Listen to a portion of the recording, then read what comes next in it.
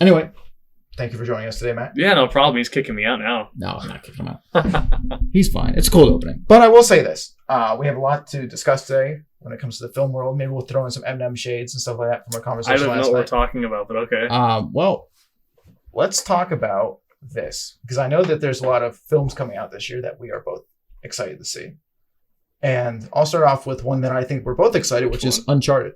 Oh, yeah. Oh, my God, yeah. So I think Uncharted is where we'll start this topic today. Yeah, look at that. And that comes out this month. It does. I think the 18th.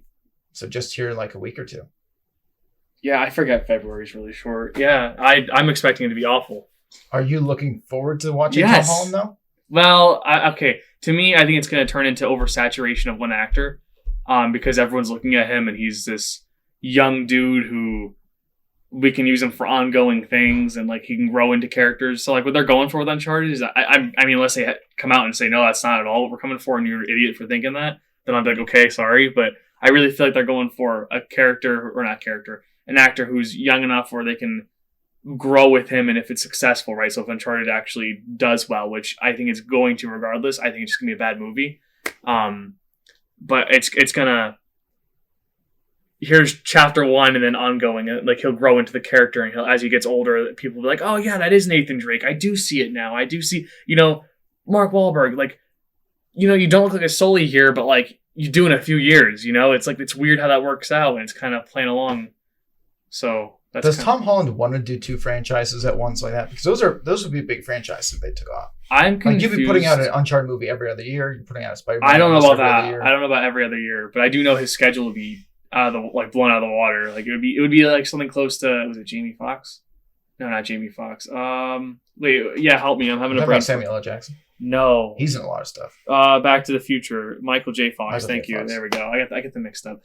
Anywho, he had a crazy schedule with that movie Back to the Future because he was doing his show, and then I forgot what show it even was, but doing that show and then getting no sleep, carrying him and throwing him into a scene for Back to the Future back to back like that, and he essentially had no life there for a little bit. I would imagine Tom Holland is going to go into that phase here soon between side projects like what was the one where it basically bombed, but it came out like 3 years ago. Are you talking about Cherry? No, the one before that. That's with that. the Russos. So the one before that, it was Netflix Western-ish. No, that one was good. That one was well received. It was the one before. Oh, Walking Chaos. Thank you. I knew it was something with chaos. I was getting ready to say it, but yeah, it's Chaos Walking, but I call it Walking Chaos. It is Walking Chaos. I've never seen it, but like that movie, it's awful. That movie was sandwiched in between things, right? I think between his side projects, like I think he'll have little to no room to do projects like that. I know he made a comment about like taking a break or something or a short breather from acting. I don't think it happened. Yeah, I think he's one of those people who just that's his passion and he wants that, but like won't give that to himself. So that's a different story. But I do feel like those small those small passion projects that he gets involved with, and maybe they're not a passion project, but those projects he does in between big movies like Spider-Man or if Uncharted blows up, I feel like that'll be either non-existent at this point, or he won't need to do them, or he won't have time for them, and he'll be stuck doing Spider-Man and Uncharted if that blows up, and that's kind of like his life will turn into. Again, I don't see Uncharted doing. I mean, I see it doing well because I think we're on a movie high right now.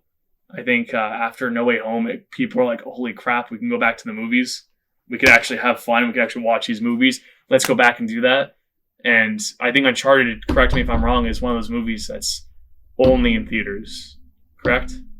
Oh, it should be because I don't think it's owned by anything HBO. Right. So, and HBO Max is the only one that's really doing that right now. Yeah. And, well, I mean, I think, yeah, you're right. I think you're right about that, actually. I mean, Disney's still putting everything in theaters. But it's having a shorter theatrical time. Yeah. So it's only in the theaters for like 60 days. They doubled it. They successfully doubled it because what they do is they don't get they get the people at the audience in the theater, and then they get the people that are waiting, like for example, Shang-Chi, and even Eternals, which is out now, and I forgot about that. Oh my god. I can't wait to watch I still that. did not see that on Disney Plus yet. I will watch that at some point, but it's like double dipping because then they get more stress on their platform, which is good for them. But they need it. Well, okay, so both those need it. I know we're going to venture off the. We'll come back to that, but both those streaming services need it though. Which like Disney Plus HBO. and HBO, because HBO Max is relatively new, so they're banking on people to like just sign up so they don't have to go to the movies. I so think they can just HBO watch it is. from home. I think HBO is actually killing it, and I think they. I don't believe the number report, at least what I saw. I don't know. I don't know what numbers or anything like that. I'm just saying like their strategy for in terms of streaming. Like I think everyone's kind of like just imagine was it John Wick 3 poster where, or maybe it's the second one where like he's in the middle and there's a gun pointing at like all these guns pointing at him. I think Netflix is in the middle and everyone's pointing a gun at, and it's like all like HBO Max, Disney Plus, like Amazon, Hulu. Yeah, but Netflix doesn't have theatrical contracts, which is good. They only pick up the things that fall through, or they are quick to jump on things. Well, they're quick to jump as well, because I just saw they released a few movie clips from Knives Out too. And they picked that up. I forgot that's they picked purely that up. Netflix. So they have, and that was genius. They have Knives Out 2 and 3. And that was contracted. I forgot about the third. I don't know if I knew about the third actually. I do know they have the rights to Narnia. Mm-hmm. That whole series, and I'm just like interesting. For that. Now, yeah, I'm waiting. So Lord of the Rings, is that Amazon or is that HBO? I could not tell you. They're putting out a miniseries for Lord of the Rings. Do you know what's going to be on? That's what I'm asking. I think it's Amazon. I didn't know they were doing that, to be honest. I think Amazon. It wouldn't surprise me if it was Amazon, because Amazon really has nothing. But I know that streaming service is meant to be like a side, like Amazon Prime. It's a side thing, to a piece to that. Yeah. So, and it's also getting back to like I'm saying, HBO and Disney Plus, they both need that, because like other than Lego Star Wars and all the other little mini documentaries they're throwing out there, it's like they don't really have a lot of new content on Disney Plus, unless it's like Disney Plus, like some TV shows that they're coming up with that should be on the Disney Channel. But is Disney Channel a thing anymore? I have no idea. Do you ever watch G4? I know I'm doing a huge like side G4 or G-Force? G4. No, I don't think I have. Okay, so I'm not going to go off on a tangent here, but it's basically, it was cable before YouTube, before everyone blew up as reviews and creators and all that. It was in that era where there was nothing there, and then there was G4, and they did it the best at the time. And they would do like game reviews, and they would do like Attack of the Show and X-Play, and that's where they just take video games and technology. Was Mila Kunis on that? Who?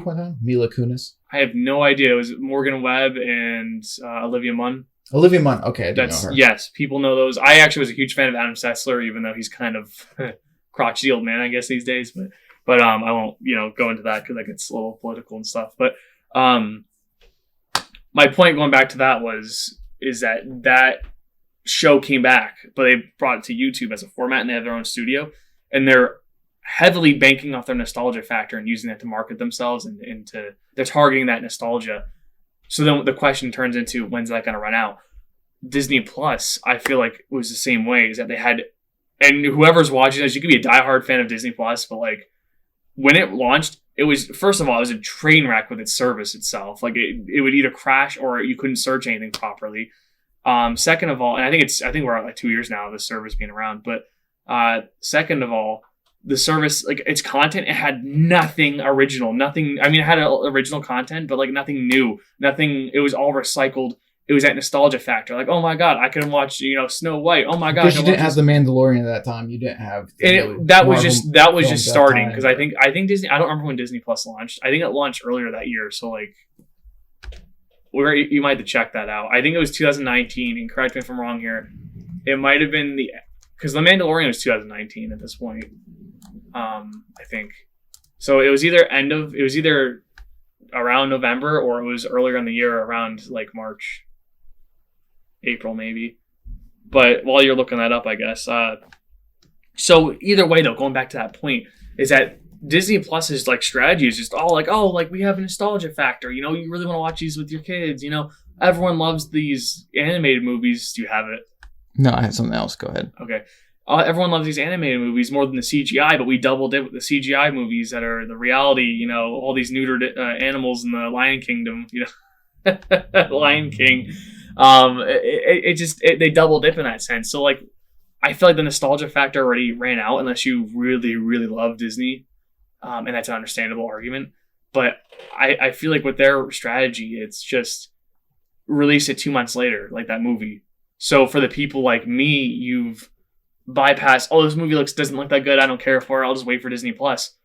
Boom, you've officially gotten one of your subscribers to use your content and add stress onto your activity onto it.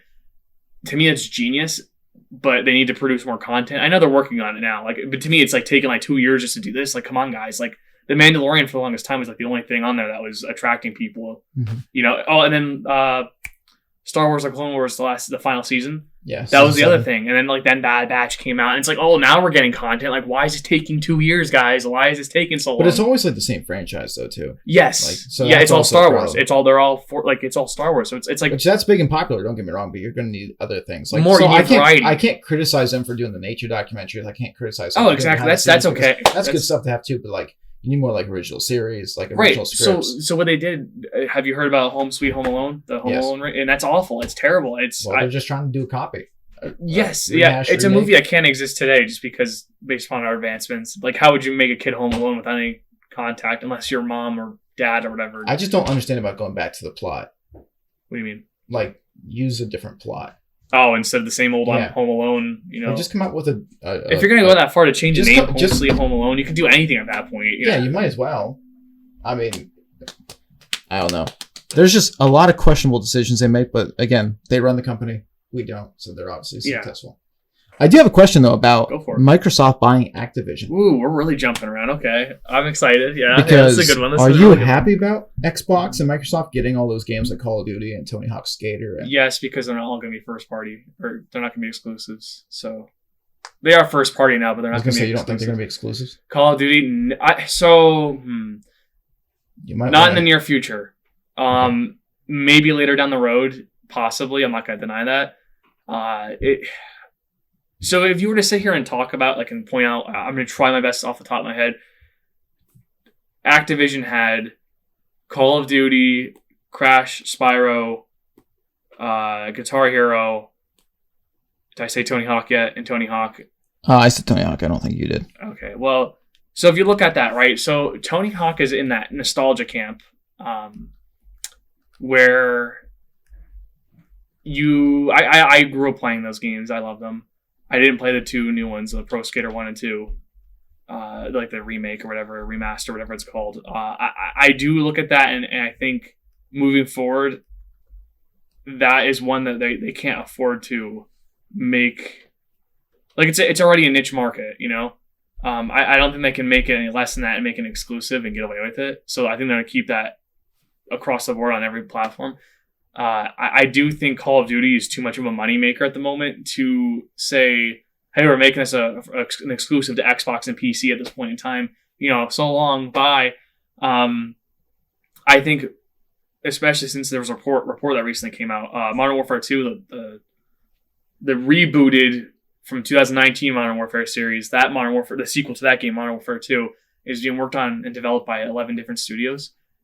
Which is awful. So basically, Activision is just a dumpster fire between all the allegations and the awful CEO and their work ethic. It's just grind away and get money and then not pay people, basically. But what they're doing there is that they've already had a set in motion plan. And I think what's going to happen is that the next few Call of Duty titles are going to continue to carry that out regardless of Microsoft. Like, Microsoft's going to influence it and change and do their best. But I think it's already kind of set in motion unless they just come out and say, we're canceling this Call of Duty is canceled. Welcome to cancel culture. You know, cancel. Unless they do that, then it's a different story. But I think it's going to continue on until they get to a certain point and they're going to be like, maybe instead of a yearly release, let's make it every other year. And then you know, this change, it'll be like the Microsoft era. You know, it's something different. Crash and Spyro, I think those should be exclusives, and if they don't, then that's huge missed potential, because Crash Bandicoot 1 through 3, that Insane trilogy, Activision went back to the drawing board to make that. So they actually released Mind Over Mutant and Clash of the Titans, those two. Have you ever seen them or heard of them? I've heard of them. Okay, those came out like 2007, 2008, somewhere in there. Those did awful. I actually enjoyed playing those games. I remember playing them on car rides. I used to have a setup in the car where I could play it on the game and everything like that on my PS2.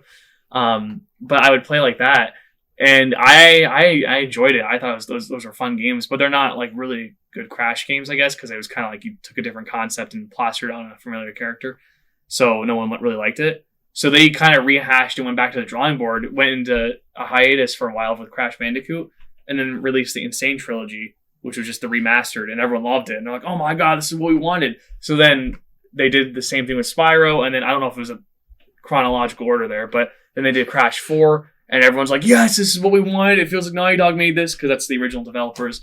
And they didn't use those exact words, but it has that original feel to it. So it's like whoever's doing this knows what they're doing. Spyro, same thing, but we haven't seen a Spyro 4 yet. So I'm kind of really curious to see what's going to happen there. But well received, good. I think if they did, after the well received remastered trilogies, if they did make them exclusive, I think it'd be like a huge cash grab. And it'd be the point where it's like, if you want to play these games, you have to have an Xbox. That would be genius. You know, not only is it like a middle finger at Sony, because those were both IPs that were associated with Sony.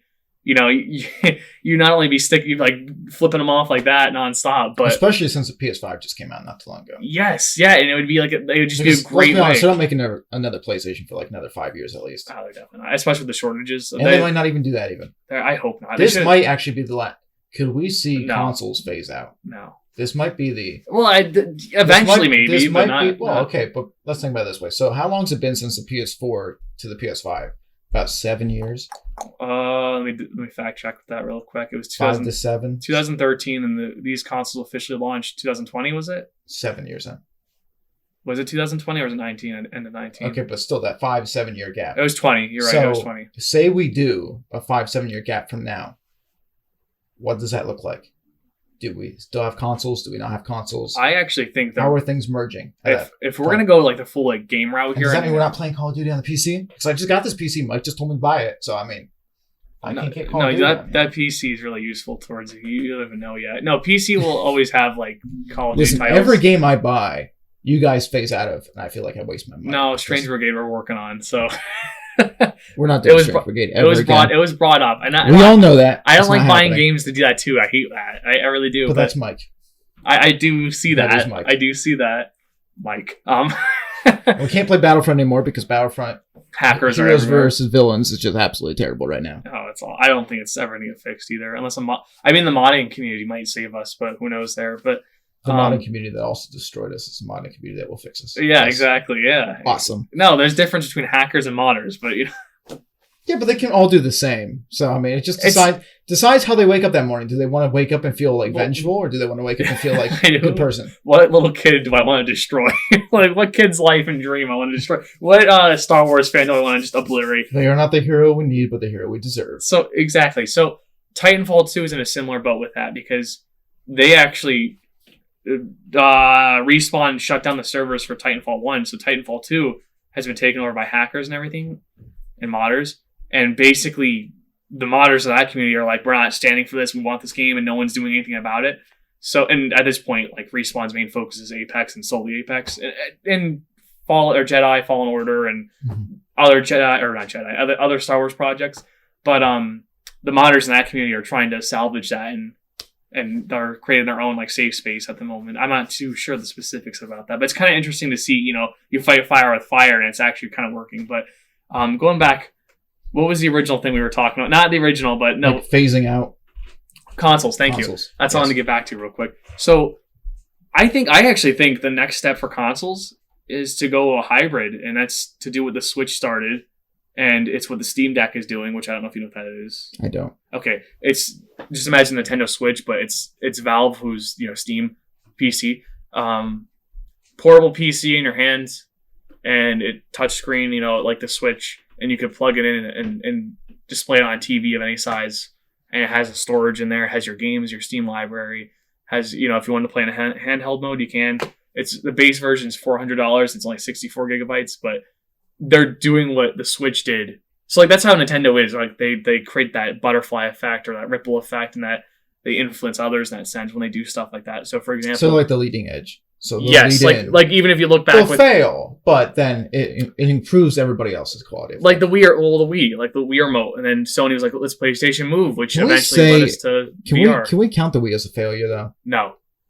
Here's my highly question. Successful. I do know it was successful. Okay, here's the thing. I still play the Wii sometimes. I'm not kidding. Do you really? Yes. That's crazy. Sometimes baseball games, awesome. But yeah, the waggle, the power of the waggle. But here's the thing. As far as like its run. We got 2 minutes. It did not have a run like PlayStation. It didn't have a run like Xbox. It didn't have a run like Nintendo Switch.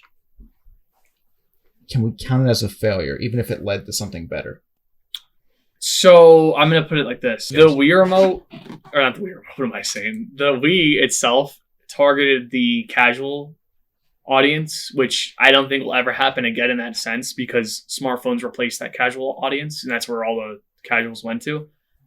So even the people that like to play games or gimmicky games, that's just at the end of the day, that's all they're there for. They don't care about anything else other than oh, I want to play this game where I could just Fruit Ninja, I could slash, or I could do this. You could port that game over to the Wii, but you have it on your phone. It's portable and it can go anywhere. That market is officially locked into your smartphone, right? Like even there's mobile games, there's Call of Duty for your smartphone, which is also interesting to talk about. I even think about that with the whole acquisition, but because that probably won't be there then, unless no, it'll probably still be there. But I even it can still be there on Android, right? But like that just means that Microsoft has a portable option. They've never had a portable. Now they have a portable market, and I never realized that. That's a first for Microsoft. That's huge. Over. That's it's a huge. monopoly. Shut them down. That's huge. Well, that's what they're looking. Big. Actually, what is it? Is it the FTC? What's not a monopoly though anymore? I don't know because Disney should have it. Also, is it the FTC that looks into that stuff, or am I getting that mixed up? But someone's looking into it. Somebody gets paid a lot of money in the government to look into this stuff that they don't look into. Well, they still get paid. No, listen. They're looking into the Activision with that one because. But what do? Do you say no, you can't, and then somebody else buys it? Because then if somebody else buys it, they want you either have to sell. So I think it depends on the situation, but you either have to sell properties to acquire new ones, or you have to. So like Activision Blizzard, like you have to separate Activision and Blizzard. Basically, but I'm saying right now, I'm not saying this is like obviously it's a big deal and it's a big acquisition. But what I'm saying is like if they come after Xbox and Activision for going together with Microsoft, you should be looking at Disney first. Yeah, no, that's exactly. It's like so Disney's awful with that. So here's my thing: they have ESPN. How does Disney get a bypass? But ooh, speaking of which, I'm totally just jumping out here, but Winnie the Pooh is set to become free property here soon for everyone, for use. We're buying it. I'm you know how like after 75 years or whatever there. Yeah, I was trying to name a character like Sherlock Holmes and all that. Like, yeah, he's about to become one of those. Unless Disney does something. They can still do that. I'm more interested to see about the rights. I think it's happening this year, though. Some of the Marvel. That scared me. That's fine. Restart that, by that made me jump a little. I'm still wondering about the rights to like Marvel properties. What do you mean? No, remember like certain camps were trying to get like saying that, hey, we created this character and they bought it off us, so we want the rights. Like Spider-Man. Like Spider-Man, correct. And a few others. That's going to fall through. There's no way Disney's going to let that. But didn't Friday and 13th just like get that got awarded? Settled? Yeah. Yeah, that so unfortunate game got killed in the crossfire of that, but that is now with the oh my goodness, I don't even remember. I just watched an interview with the dude. There was I don't know, the guy that has it he's all for making projects and doing things now that it's settled. However, the issue is that the guy that he was fighting against to have the legal rights, I think just wanted for himself, and I forget. There was a whole issue with that, but I guess the guy has it now. Like the guy actually has his property, and it's no longer an issue. And he even said like as long as no one tries to steal the rights from me. I always find it fascinating when all these like suits go through, and they're like, hey, well, we were writing for hire or like created to like design for hire, and they try to take back these characters and like that. And like I don't know how I feel about that, like being a corporation like Marvel saying, hey, we have this property, we would like to buy your character, because if it was good enough for the sale then, I don't know if you should get the legal rights to it back to try to sell it again. Like I think once you make that decision to sell, you shouldn't be able to resell it many times. That's kind of stupid because we can't do that with a car. Like if we take a car and like sell it to somebody, and within like 10 years or whatever, they still have the same car. It's like, I want it back because property value might have went up on that car. Like, sale price. Appreciates, yeah. So I was like, I kind of want that back. Yeah. I don't really agree with that. I don't even know if I agree with the copyright thing going about 75 years or so before it like expires, or like 50 years after somebody dies. If there's no like, no will it got shipped to or something like that, or nobody that can actually own the property it was gifted to. I don't know how I feel about copyrights, because then you open up these, and you know how much I hate reboots. So I don't like when franchises get rebooted, but that opens it up for other companies to just reboot things. I'm over here like, I don't know. I'll put it in Shield of Hope perspective, okay? If I build Shield of Hope up to this conglomerate empire of films and stuff like that, it's like, and I pass away, it's like, yeah, you'd hope that you'd give it to your children and they would run with it. But I don't know how I feel about leaving it with somebody that I don't trust. where somebody just buys it, because then like the way I run my films, and you understand this, or at least are starting to understand this, I kind of like, I'm very narrow minded. I kind of have my ideas where I want to go with it, and I say yes and no to certain projects. It's like, so if I pass away and whatever the company stood for, now it stands for something else. Same thing happened with Disney. Same thing is happening with Disney. The things that Walt Disney stood for are no longer embedded within the Disney company. There's little things, but not a lot. You should totally. I don't know. I don't remember the full story off the top of my head, but you should look into how Mickey Mouse is still a property of Disney, because that's a whole fiasco. They basically did like legal loopholes until the point, like they more or less postponed it to the point where it's not going to happen within our lifetimes. Like that's how Disney's bad. Disney owns the I government. just don't understand. Disney owns the world. They will eventually at this rate. Like they have like Movie Maker, they have ESPN, they have. Yeah, but ESPN's not doing so well though. Nobody really watches ESPN that much. Well, what else do they watch? Well, a lot of people I don't think are watching a lot of things. And again, this ties into a little bit of politics. I don't think people that are watching like as much politic heavy, like ESPN went hardcore after like athletes' rights and different like Black Lives Matter and stuff like that. And I don't think people are tuning in because they're not talking about sports anymore. They're talking about like more political stuff. Hurt them. Absolutely. Well, that was during the time frame when there was no sports being played, correct?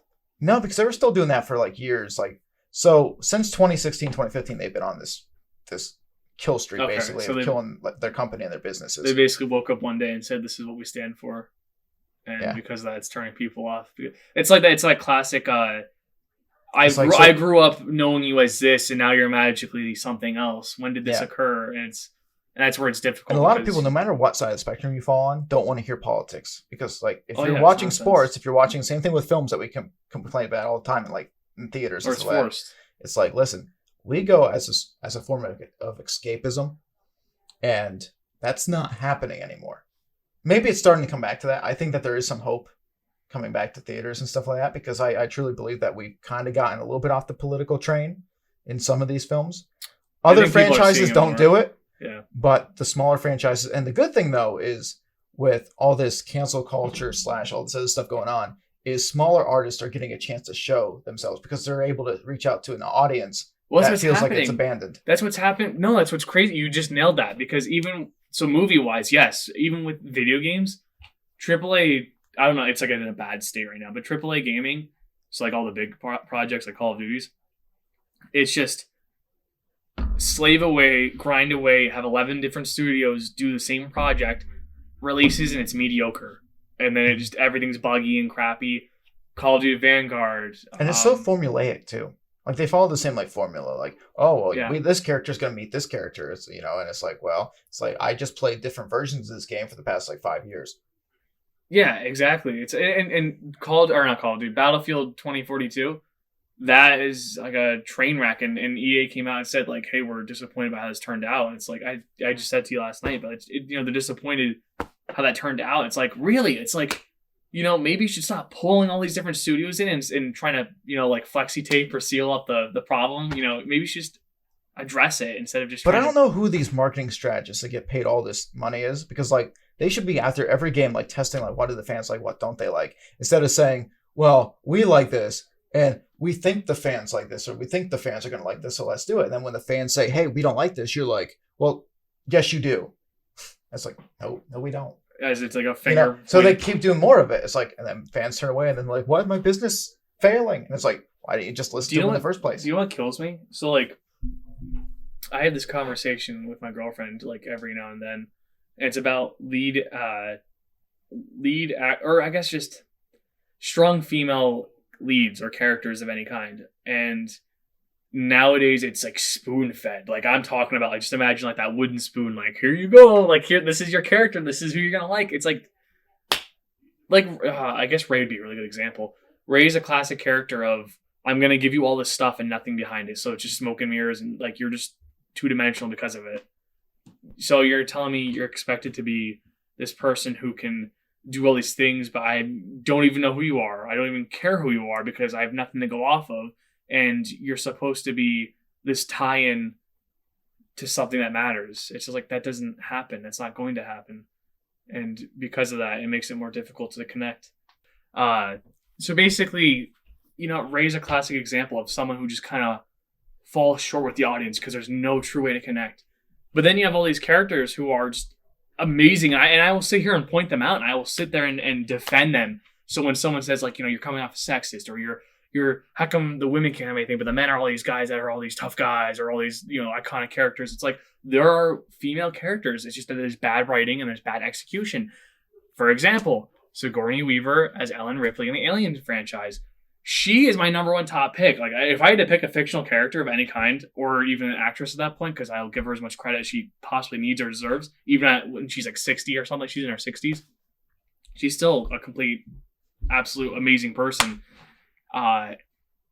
She, like, the way she nailed her character, and even if you look into some of the history, like like Alien Resurrection, which is movie, but it's still fun to watch just because of her. But there's a scene where she has to shoot a basketball walking away, like, and do it backwards.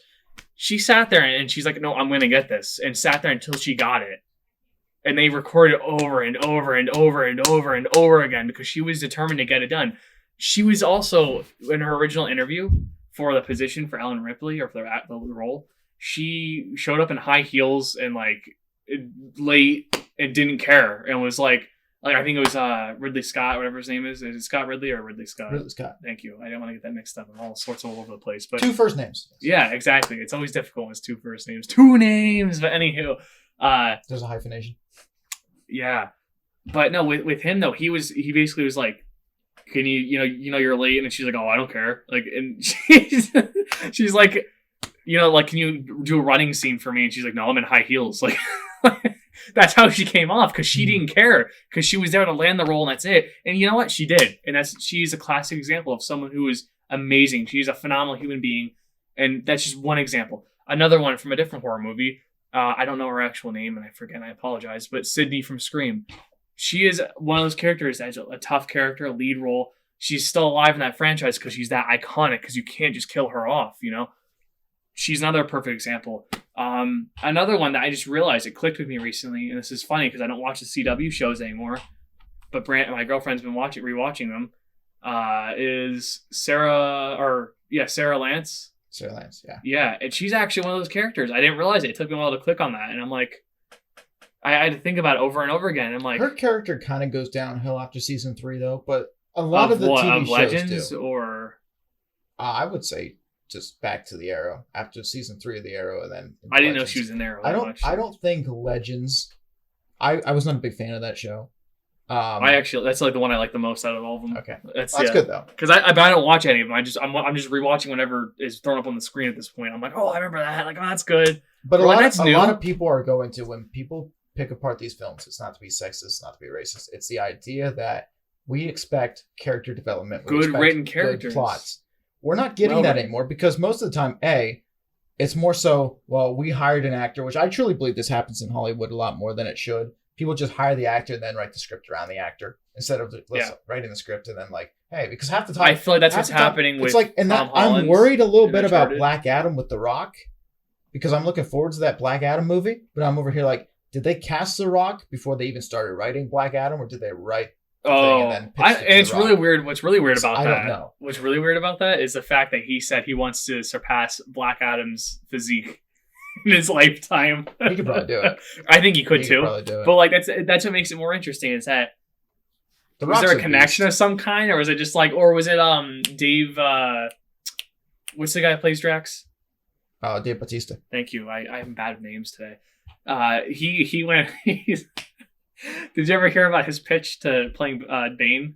No. He had a meeting with all these DC executives, and he's like, I am going to play Bane. And they're like, No, you're not. No, they're like, no. He's like, yes, I'm going to play Bane one day, and we need to make this happen. And they're just like, no, you're not. And then they were nice about it. They were like, we don't have any intentions to do anything with Bane. And he's like, but one day you will. And he's like, I will play Bane. It's like, what are you doing? Hey, never say never, because listen, John Cena made it into the Fast and Furious franchise. This is true. But sometimes it works, sometimes it doesn't. But I just find it weird that, like, I feel like it's almost like we're casting based off the person first, and I don't think that should happen. Well, I think Dave in that situation, I think he would be a good Bane I like because he the wants idea. to be. I like seeing different people on screen that I don't know who they are. Well, I like seeing I do too. no-name actors. I like seeing the people that like come out of like film school. It's their first shot. It's a feel good story. It's whatever, just a new face. Because again, one thing is like, yeah, we're coming off Spider-Man, and listen, the Spider-Man fans out there that love their Spider-Man, they're all like, oh, Tom Holland here, Tom Holland there. They'll take Tom Holland everywhere. Listen, my thing is, I think we're a little bit concerned about Tom Holland fatigue, especially in the Uncharted film coming up. I don't think I think it's going to hit after that. I think it's going to hit after the but there's a normal thought to it. Like, okay, yeah. I don't really want to see his face in too many things. It's a possibility. Yes, it's a possibility. When it's turning into like, I recognize you so well that I could sit here and point out your name as if you were a family member. That's a good and bad thing. It's a good thing because it's such great recognition that you can sit there and be like, oh my God, like Robin Williams, I can watch any movie. But it could also be like, oh, Adam Sandler, I'm a fan of Adam Sandler, so like that's kind of throw out there. But oh, Adam Sandler, I don't really care for his movies because they're all the same thing. Like they all do the same. I disagree with that, but like there's two different effects there. Like Robin Williams, you're gonna be like, oh my God, I love this man, was a brilliant mastermind. He deserved more. The way he went out was just heart-wrenching, and just I really wish he had a better ending, a higher note to things. But like, look at that legacy. Adam Sandler, Uncut Gems. You ever watch that movie? No, but he tried. It was a really good movie. It was really good. I was surprised by it. I went to see it with my stepfather, and both of us walked out there like, I didn't expect that from Adam Sandler. Neither did I. I thought it was going to be a comedy. It was not a comedy. It was a drama, and it was very serious. And he nailed it. He nailed it like perfectly. He even said about it. He's like, of course I'm not going to get an Oscar or Emmy or whatever they get for this stuff because, it is the way, like, people are setting their minds about certain things. And I think he really went out of his way and he took a sledgehammer to those expectations and went. But how much is the fatigue really? Not just on screen, but on social media. Because listen, right now, Tom Holland's everywhere on social media. The Rock is everywhere on social media. Maybe it's because Adam Sandler and Robin Williams, and let's use somebody like Chris Evans or Daniel Craig or all these people. They're not really like, Chris Evans is more vocal on social media, but he's not like on all these talk shows. He's not doing all these publicity tours every like day, and you don't see him. So does that lessen the fatigue? Because he's probably in just as many movies as Tom Holland, like those three. But like, you're not seeing his face all the time, like on TV or in the news. But like there's certain people that they get really attached to in the media. Right. And it makes it worse. So it's funny because I could totally use this as a segue, but I'll hold off real quick. So I actually want a fun little thing. I want to do like a social media. I want to like play around with that. There's a lot of good stuff there, but that's a side note. But going back to that, kind of doing all these interviews and recognition and being in social media as a whole, I do think there's a grinding aspect where you're new and upcoming and you have to make yourself known and you have to earn your spot in the world, right? I do think Tom is still in that phase, even though at this point he could totally stop doing that and be fine based upon Spider-Man, based upon the MCU alone. Because I'm sure they could easily just write him, oh, your character dies. Oh, look at that. Here's a multiverse character. Tom Holland, we want you back. Like at this point, he's set. Like he's good. I don't think he's gonna die anytime soon. But he's in a really good spot. Now he's doing Uncharted. That could be another situation because I guarantee right now, all the Uncharted fans, which we have to get back to at some point because you've never played the games, that's a huge no-no. At some point, though, I feel like all those fanboys are going to come out, including myself, are going to just watch it just to see it, just because they want to see if it comes close to living up to that potential. And that's what's going to kick off the sequel. And then after that, the sequel will either be a make or break, and they might make a third one. But the Uncharted fan base is not going to be as forgiving as Spider-Man fan base. I am just saying that right now. So Spider-Man fan base can love all their Spider-Man, whether they're good or they're bad. Hence Andrew Garfield. But the weird thing about Uncharted, if that goes in and it's not up to their standards, you will hear the Uncharted fan base. I do. You will hear the Uncharted fan base. I actually really agree with that because our worst entry, like storytelling wise, and then they'll say this is why gamers are toxic. 100%. Oh, I'm sure. That's going to be backlash. So like, it's crazy because like Tom Holland's going to quit social media because he's like, these fans. It's unhealthy. And then you hear all the fanboys and so that one. Well, it's fine. Real quick, going back to Uncharted, but like it's funny because out of all the games, so like there's Uncharted 1, 2, 3, the original trilogy, and there's Uncharted 4, there's Uncharted Lost Legacy, and then there's one for the PS Vita that came out, which is Golden Abyss. And basically, I mean, Golden Abyss is the worst out of all of them because that wasn't developed by Naughty Dog. They just supervised it. And I would say if you're an Uncharted fan, like a diehard fan, you would say that Uncharted 3 was probably the next worse. So go Golden Abyss, Uncharted 3, like story wise, and then after that it would turn into, do you like Uncharted 4 more than Uncharted 1? And then after that it would turn into Uncharted 2 is the all-time best because it's just a phenomenal story, and it really, really made Uncharted kind of known and prevalent. But that's just that. Anywho, I want to get back to the whole social media and get back to Chris Evans specifically. So there's that grind, right? Once you get past it, once you're well established and you're a household name, it's okay to not grind that much. I think Chris Evans is at that point in his career.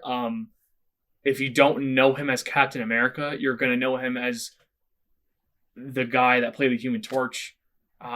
If you somehow don't know him as a Human Torch, I'm sure there's another role.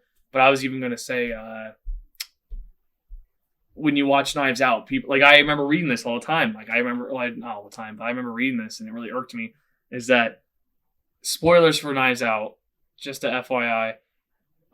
In that movie, they said there's no way that they're going to cast Captain America as the bad guy, as the villain, or as the suspect. And in my mind, I'm like, you're violating movie rules to even think of that. Like, even if you're an audience member, like, what is wrong with you? Like, I looked at comments like that, and it was so many nonstop, like, they would say that, and I'm like, and I think you disagree with that because we've talked about this before. I mean, I don't disagree with that. I don't think the audience, I don't know why you would just insinuate one actor with a different performance and say, well, he's always going to be a good guy in a certain film. Yeah. I don't understand that logic. To me, it makes, don't get me wrong, and it makes sense to use as a an weapon. actor, I wouldn't want that to be the logic either, because then that means you get casted to be the same thing every time. Yes, right. So it's like, so from a production point of view, or from a storytelling point of view, that is a genius weapon and tool to utilize, and by all means, please do that, because I want more of that in this world. But from an audience standpoint, like, do you sniff glue? Like, what made you, like, I don't understand that connection. I know it's coming off as harsh, but, like, honestly, like, what is making you draw that? Like, no matter what, Chris Evans is Captain America. That's unhealthy to associate that one character or one person as that one character for the rest of their lives. And those fans that thought that actually believe that Rian Johnson subverted their expectations. Yeah, I'm still a little disappointed with Knives Out. I'm a little curious. No, actually, no. Listen, I love Knives Out. I do too, but, like, I'm disappointed by how. My thing is, you go from Big, which was Rian Johnson, to The Last Jedi, which was Rian Johnson, to Knives Out, which is Rian Johnson. I never watched There's Big. a combination of, like, ups and downs. Like, the dude, if he could, like, flatten everything and make it all good, but instead he has films that, like, are like the wave. It's like a roller coaster. Yeah. Well, I mean, you ever watch Breaking Bad? Yes. You ever watch the Fly episode? I know I brought this up before. Specifically, remember, is that still season 1 or is that not season 1? No, it's like season 3 or 4, somewhere in there. But because I don't know how many episodes he worked on that thing. He was only like that one. He's the one he did. Yeah. But that episode is basically Walt trying to kill a fly. The whole episode, and it's basically meant to represent the upcoming events and the turmoil he's about to get. And he's obsessed with it because he knows that he's failing and he's coming to grips with things. And it was a very symbolic episode, which is, like, right up my alley. And that's why it kind of, like, it was really, really, really well received and critically appraised, because it was just clever, and it was like cleverness on top of cleverness on top of cleverness, and just really well done. I feel like that wasn't taken into any consideration with Star Wars. Well, here's the thing too, and I'm kind of we could easily get stuck. I'm on this. kind of understanding kind of where I think he belongs in. Not to say, like, hey, this is him, he needs to stick in this genre, but I think he does better when you exclude sci-fi, because sci-fi doesn't have a lot of this. It's more like the heavy drama, mind-twisted, mind-bending type, stuff where stuff that metaphorical, where he could get away with that kind of stuff. Stuff that makes you think, not stuff that's set in stone. There's established rules and established characters that are... And nobody should go to watch a Star Wars film to be like Star Wars is not the, oh man, this is like a twisted film. This is like, oh, psychological. It's like, no, it's mythology. Again, we're going to touch upon this and move away because we'll get stuck on this. But there's a reason why the original plot twist, again, Star Wars spoilers, Darth Vader being Luke's father, that was so huge because there wasn't back-to-back plot twist. It wasn't oversaturated. Like, that was you essentially made a franchise where you were so used to seeing one thing that it couldn't deviate from that path. And then, boom, here's a bombshell. The mother of all plot twists comes out to the point where it causes, like, this shockwave that is still echoed today. Look at Toy Story 2. I know this is kind of like in the 90s. But it was organic. Yes, but, like, look at the movies it's influenced. So Toy Story 2 a movie made like late 90s, I believe.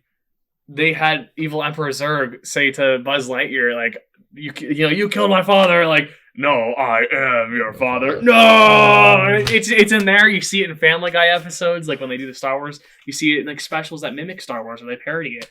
It's there for a reason because it was that shockwave that generated from it. And I think going back to Rian Johnson, if you oversaturate a movie with that, it will bring it down. It'll bog it down, and you'll only attract the crowd that loves oversaturation and loves that, kind of like Flash season 3. It was too dark and everyone didn't like it. I liked that season. I enjoyed it, but I will sit here and tell you that it was a bad season. It was. I am not a fan of. I rather walk out of a series of, wow, how are they going to do this next? Like, that's the big question. Like, what comes next? Like, I'm excited. I'm like questioning what comes next. But typically, when you leave a theater, when you finish a season of a TV show, and you have more questions than answers, that's never a good thing. Yeah, exactly, and that's kind of because it develops into weak writing, and even with And you can't possibly answer all those either. That's half the problem. You can't. It's like, even again, like I know I'm jumping to Spider-Man again, but if you look at Spider-Man, for example, there's the fact that at the end of the day, No Way Home. It's spoilers for Spider-Man No Way Home. It's the very end scene, so don't worry too much. In that scene, you're like, what does Peter have? Like, what, no one knows who he is. How can he get into school? How can he get into college?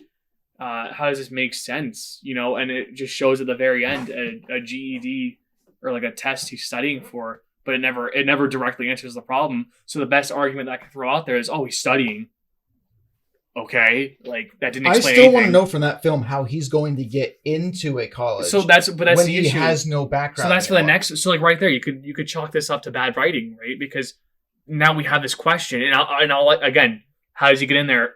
He studies. Okay, good job, buddy. I get it. You could look at a book and draw that conclusion, but how does he get in there? He studies. Like that's not an answer to the question. And I really don't understand next why Spider-Man he had film to will answer that. Why'd he go off in the distance after Strange cast that spell? He could have just stood there with the Spider-Man outfit on right in front of Ned and Zendaya's MJ character. And like as soon as it happened, they're like, oh, what's going on? And they were actually confused. He could have just took off the mask and been like, hey, listen. Well, at that point, do this. I guess no. You actually have a fair point here because easy to do because he didn't make the decision because he didn't want to commit to being unknown from their lives until after. But like, I guess in that situation, they wouldn't have known who he was regardless. So like, okay, you're just but you could have at least explained it because they weren't forgetting who Spider-Man was. They were forgetting who Peter Parker was. Right, but they would have been like, okay, you're just some white dude.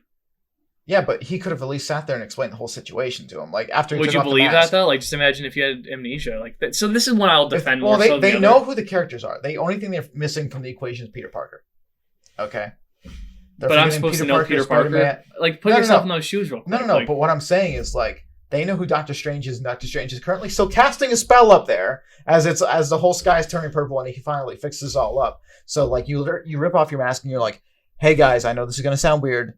This is what we had to do. I had to do this with Doctor Strange. I'm Peter Parker. I've been your friend for a while. You don't have to believe me, but this is what we had to do, so you're not going to remember anything. And, like, you won't remember this, you won't remember this. And you can actually pull out, like, how... Okay, so here's the other question, too. Does that spell eliminate like old pictures? Well, we don't know. No, but I'm over here like, he could have literally like had like something prepared or like a picture on his phone and could have showed him. Like, but that's another plot hole right there. No, but you know what I'm saying? I'm like, it would have been easy to at least convince them that they were friends. It wouldn't have been the same, but at least it would have actually done the job. And that's actually, you know what that is? That's a cinema sin.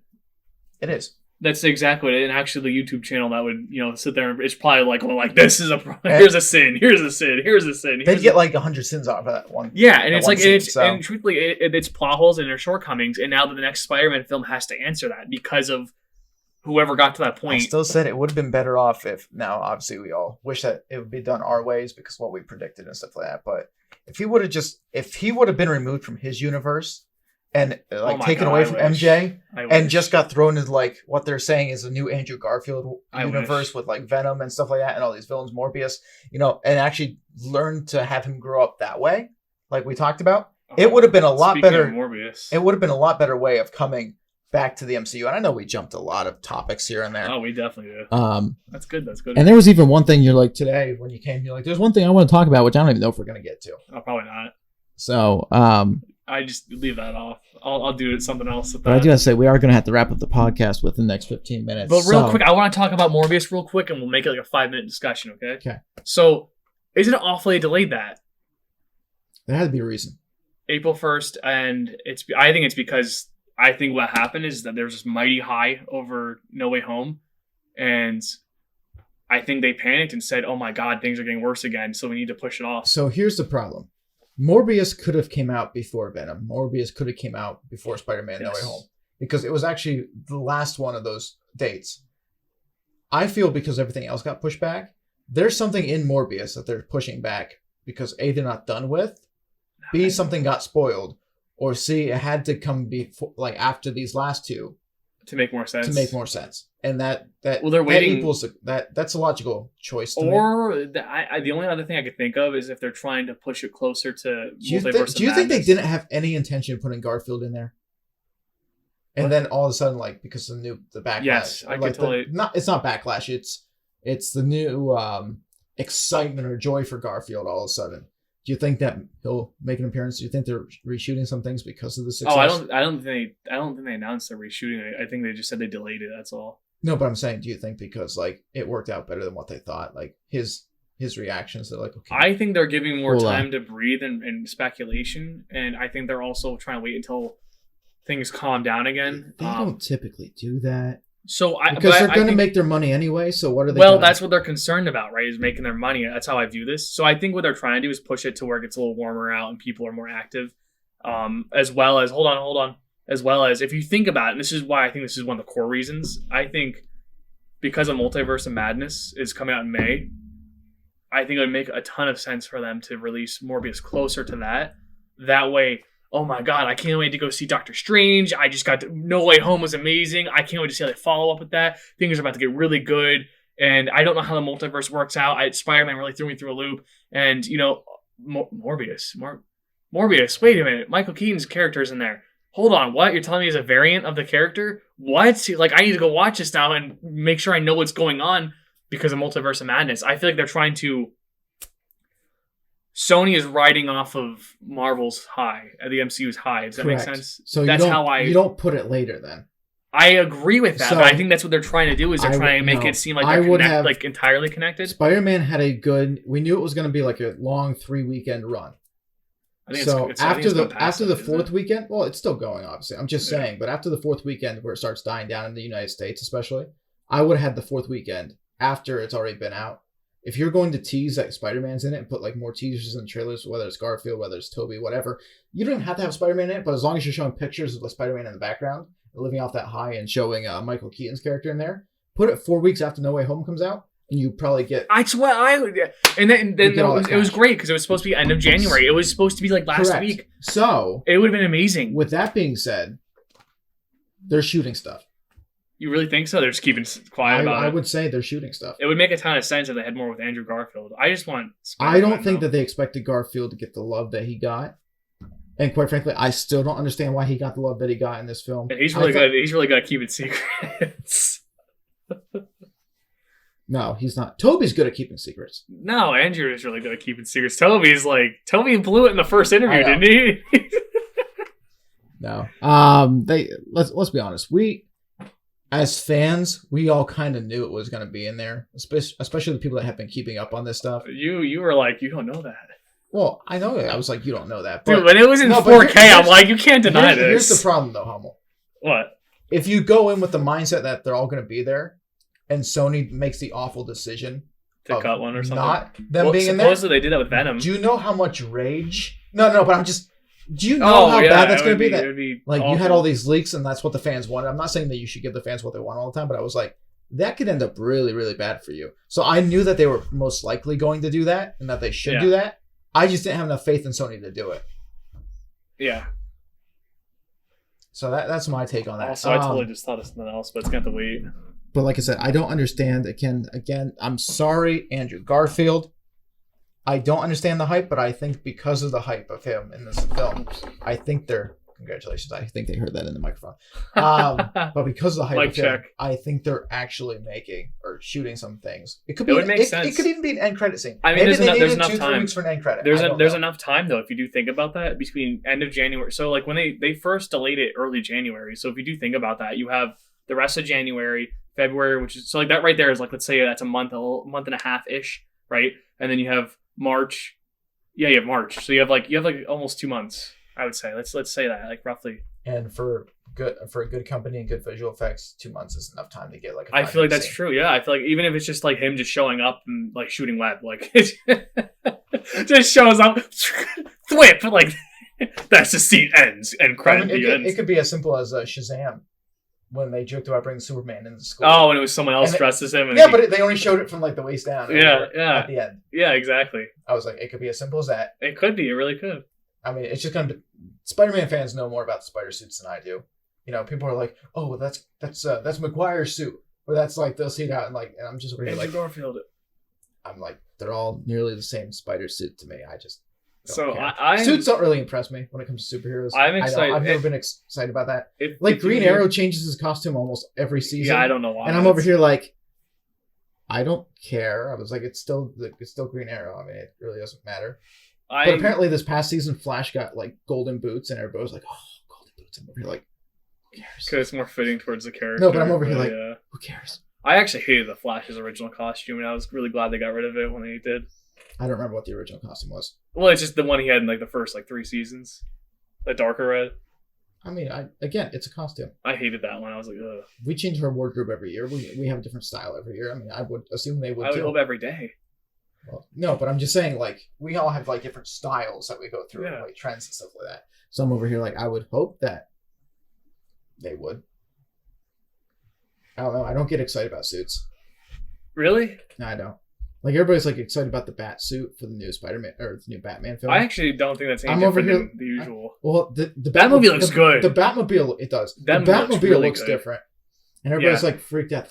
Like, because it looks like it's like the 60s version of it. It looks so good. I'm over here like, it's the Batmobile. Like I just like, it's like, yeah, it's gonna look different. It's in a different universe with a different character. It's like, why I wanted it? You don't want it to look the same as the other Batman films before it. Real quick on that. So I guess Robert Pattinson, I guess he tells his agents or his agent that he wants to play only freaks in movies now, like in indie films. And after Batman? No, this is before. This is like I don't imagine it was ever since Twilight because he hated that so much. But basically he's like, I want Batman. I want to be Batman. And he's like, I thought you only played freaks. And he's like, it's Batman. He is a freak. Like that was his reaction to it. I just love that. That's great. I do like, and I understand that. I'm sure Pattinson was working out and at the gym. Obviously, he looks better than I do. Yeah. But he just slimmed that. Which is fine. I'm okay with that. I have no issue. I don't think there's anything wrong with that. I have zero issue. I don't think you need a bulky Bruce Wayne. I don't think you need like a heavy set Bruce Wayne. I mean, I'm just over here like, I think that's perfectly cool to have like the Playboy billionaire should be like a skinnier college looking dude, I guess. Yeah, I don't care. It's a little bit rough around the edges. edges. I have no issue with that. People do. I don't understand. I like the casting. I thought when I heard that name, dude, Robert Pattinson is a really, really good actor, and it's a shame that he had a movie or a franchise like Twilight bring him down that much. But let's be honest, and I have to defend the Twilight fans here for a minute. Oof. I have to. The first film was bad because you could tell who the vampires were because they did something with the makeup that was like they looked paler than everybody else. Yeah, the glitter. Yeah, I'm over here like, you know, it's like you can obviously tell who's different. It's like the whole it's like the Clark Kent Superman. Like the thing that always gets me to the Clark Kent Superman thing is like glasses. You can't tell him.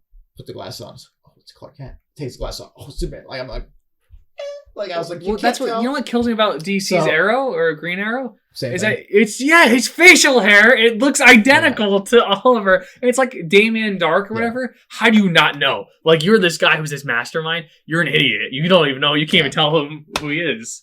The Arrow died on the Green Arrow. You're the same person. You're also Oliver Queen. Now you could also say he shows up a lot more at night, so it would be harder. It just looks visually. But like in the scenes, that's always light. They have to do that for the camera presence for the audience to see. You could make the argument. So I get was just saying, but that's like being generous, in my opinion. It is.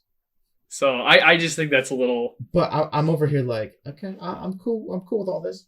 He even has the I'm same just not cool voice with that. changer. Like, oh, he's dead, but I'm taking his place. It's like, you're the same person. You don't even give us that. You're the same person. You have the same voice, the same facial hair, the same outfit, just different colors or whatever, slight changes. But to defend the Twilight community, Same bow and arrow. they weren't terrible films. They weren't good. They obviously weren't Hunger Games good. They weren't Maze Runner good, which let's leave out the third Maze Runner when I say good. I still get to watch that. We forget that. I don't even know if the last Divergent movie ever came out. I think it did on I don't television. know, but the first two Divergents were decent. Yeah, You know, I actually really like the okay. first one. I would love to rewatch that, actually. That's But like, so a it great wasn't on watch. their level, but it was Go still a watch New York it. Times bestseller film that got a lot of people. It's like the 50 Shades of Grey stuff. I never Yeah, it saw was that those, whole but era. like, It was that whole people era. love them, and it's those- just like, okay. It was that whole era of like survival, like the Plus, Hunger I Game don't era think- movie. I really don't think Pattinson. I never heard this, but I don't think Pattinson would ever say that he hated the Twilight series because did. it made him a lot of money. No, He specifically he's said been on that? record and said that. I'd Yes. listen, That's why he's I'm stuck to ki- indie films because he hates being associated with the yes, character. but I'm kind of shocked that he would come out and say it He like that. cannot stand it. That's why I like when I look at people and say like oh like he's that's why he's gone out of his way to not be associated with that. So there's two franchise. different situations going here. Is he doesn't like being compared to Edward He Cullen just doesn't every like time, being- he doesn't or like he being doesn't like associated being with it. associated with the Twilight series? There's a I think difference. it's both. I Because- don't know. I couldn't tell you that. Okay. I don't know that. But like Because I just know the he's went out of his speculation way. with like Muffin Homes. Miley Cyrus playing Lizzie McGuire. Is everybody knew her as Lizzie or not Lizzie McGuire? Hannah Montana. Hannah I knew what Montana. you meant. I was gonna correct it. Different day and age. Sorry, there was like a few decade That's gap Hilary between Duff. those two. Yes, but with Like, being uh, Hannah like, Montana, uh, everybody knew her, and she was like, "Well, I can't get away from the Hannah Montana face." So It's she not- destroyed it. It's She's not. It's not saying that she didn't like the show or the series. It's she didn't want to be associated with the character. She didn't want to be known as that for the rest of her life. So- kind of like the Robin Williams Yes, thing but and that's like the the character. Adam That's not the Sandler. show. So did Pattinson specifically say, like you're saying, that he hated Twilight, I couldn't or give he you an just answer. didn't like being compared to the character? Of I Twilight? couldn't give you an answer. I don't think because he liked I'd being be very associated. shocked if he said that he. That's hated something the we would have to Twilight look up series. on our own. I don't want to speak for him on No, that. but you part. understand my point. Yeah, no, it's Like, two there's a different difference. arguments. It's two different arguments. Yeah, I think you just didn't enjoy any of it. Like Because if it he might said- be both. Like if he it's- said he hated the series and he continued to do the series, he should probably give no, all the he was money back. he was in contract. He was No, locked no, in. He but- should probably give all the money back. Oh my god, I don't know about that. You could do things to hate it and still get the I mean, you could, but benefits. I would like to believe that I wouldn't be the type of person to bash something after I did it. Like, you know, Usually you're nice about it, or you You find keep- a way. Like as a person, you would want to be. You want to have that mannerism to positive or- energy that's like Yeah. okay, respectful for everybody. It's like Yeah, we had it's- creative differences, Like but you we're just like, say, okay. I didn't enjoy it. I wouldn't want to do it again, but I did it, and Yeah. it helped my career. But I know it for him, it kind of like trapped him because he was in one of those situations where instead of helping him grow, it kind of like helped him stagnate. So then he went to the smaller indie films. But again, he's got phenomenal pieces of work out there, and I think he's gonna kill it as Batman. Well, the other thing too is, so when you're on Twilight or any TV show or movie for like 5, 6, 7 years or whatever, Yeah. you know, and you're riding the highs of Hollywood or just being in the media, sometimes it's good to just take that break anyway, and then like let the whole world around you kind of catch up, because all these actors come in different phases. Like you have the Robert Downey Jr. phase, you know, right now it's like, okay, nobody's really talking about him a lot right now. It's like, but he was big for a decade with Iron Man, Yeah, exactly. with Doctor Sherlock Holmes, with even Doctor They're supposed to Dolittle make that a came third out one. and stuff like that. And that movie They've been bombed. saying that forever. For though. years, I know, and It's not I happening. just want it. I just want the movie. I really enjoyed that franchise. Almost not happening. It needs to. But as far as he but goes, there's like, phases. but You he's understand what I'm saying? There's yeah, phases of different but actors. he's a situation where he's done that work. He's put in that work, and he's a kind of guy who's had a successful early career, bombed, destroyed it, basically rose from the ashes. Got killed in Harry Potter. Thank you, by the way. Early spoiler alert. What Got killed in Harry Potter. he did? Yeah. Who do you? Robert Pattinson. Oh, Robert. Oh, I thought I'm talking about Robert Downey Jr. No, but But yeah, exactly. Diggory. That was actually funny how I spoiled that for you, but I was on that episode too. But you know, it's not really spoiler because I was like a decade late to the party. yeah, that's So all. it is my fault. To me, you get a year of like spoil, like hey, spoiler. And or, it really wasn't even a party. Like, listen, I enjoyed the Harry Potter series when I went back and watched it, but it's still not my favorite. I really like that series. series. Yeah. I haven't watched them in so long that I couldn't even remember like bits and Like pieces. walking around Universal Studios and the Harry Potter places is cool. It's worth it alone to go there. And just it for makes that. more sense when you watch it because like I saw it before and then I saw it after. So I went to Yeah. Universal before I saw Harry Potter, then I went to Universal after. I was like, okay, I understand some things. You walk through the shops, it's like, okay, that's cool because that's like an Easter egg. I was like, I didn't know this. But I'm over here like, it's Especially still not. Dragon, the Dargon, breathing fire. I still think it's an overhyped series. I don't know because I never thought it was overhyped. But I was never a diehard fan, you know? Like, I just really enjoy them. Now, I do know someone who's a diehard fan, and that's my girlfriend's cousin. And she's like, loves them to death. And she's one of the people that goes to Orlando, Florida, walks she around. actually has never been there. She wants to. Where's the whole, the cloaks and stuff like that in the middle of summer as it's I would do it. as it's hot. I haven't the whole done time. that, but Oh my goodness. butterbeer is really Those people good. are dedicated. Butterbeer is really good. Go get some butterbeer. We do not endorse alcohol on the show. It's not alcoholic. We might endorse on the show. No, but did you ever? You went down there, right? Yeah, I didn't have it. You didn't have it. Would you think it was beer? If it's called butterbeer, what do you think it is? Oh my god! No, but you understand the. You actually thought it was beer, though? I don't know. That's a highlight right there. Add it to the montage. So no, like yes, because we have plenty of the montages. It's really good. You got to get the iced one. So you act like they don't have iced alcohol. no, but it's really good. It's Okay, really good. well, I'm still stuck on your like. How didn't you think this was beer? Yeah, because it's in the name. Do you think root beer is beer? No, but I understand from a childhood experience. What do you mean? Like I grew up with root beer, understanding Right, but butterbeer is like. So when you hear this for the first time, you know what? think, you need a butterbeer in your life. Okay, let me ask you a question. Not your father's root beer. What? Not your father's root beer. What do you mean, not your father's root beer? That's a brand. That's a brand. Yeah. What is that supposed to be? It's alcoholic. That was going to be my guess because it's not your father's root beer. beer. That's interesting. Oh, I'm scared. That's 20 minutes. But anyway, Matt Hummel, thank you for joining me today. Yeah, no We had a lot to discuss. We went off.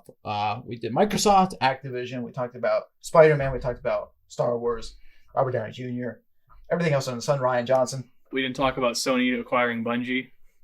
Do I even know about that? That one's just happening. But, yeah. So it's not official yet. I mean, I think it is. I think it's still like in the process of purchase. Yeah. So. Yeah, we'll come back for more breaking news in the future. Breaking Hopefully, news. we can do this more often. I know this is the first live podcast of 2022. It's been a while. I put up a mini cast the other day on the channel just to inform everybody of what's going on. So, with that being said, thank you guys. Check out our Spotify, check out our YouTube, check out our Instagram, and whatever you will. Just type in Shield of Hope Productions and find us there. Hummel, thank you for joining us. Yep, no problem. Have a good day.